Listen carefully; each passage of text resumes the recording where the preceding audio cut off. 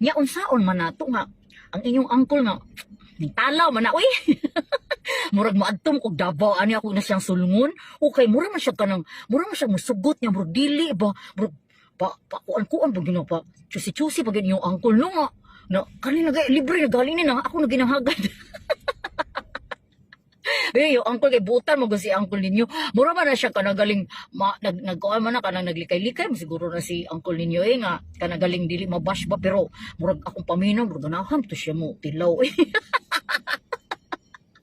Hadlok lagi siya nga ma-reveal ba kay tabian ba kayo mong iyakan ba ya. Hadlok siguro yung uncle nga ma-reveal ba. Noong sa man na si uncle mo nga ayaw na pag inarte niya kay dili na ba ka virgin. Dili na ba ka teenager mo uncle just ako uncle na ba ya ka pambansa uncle na ba ya ka. Muna nga mo tilaw-tilaw pug kaway na unsa man kaway nga kanang imo man ko man gi-create man ni Lord nga kanang feelings ba nga lami ba na unsa man kay dili na nimo suwayan nga.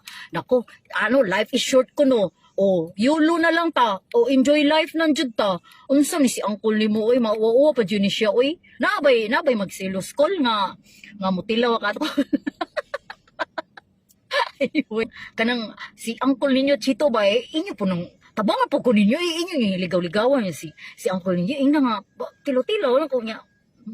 Kanang di ba bata kay bawo nga tinud-anay na de. Di ba tinadalay na din na adto na ko po yung Davao di ba? Magkita namin dito sa iyang uyab kani adto Ayun, bye everyone. Uy, na-miss na ba kita Chito? Pagtarong niya Chito ha. Murag dakoon lagi na si uncle no, murag dako lagi na siya. Sa Tagalog pa ducks ba? Bye.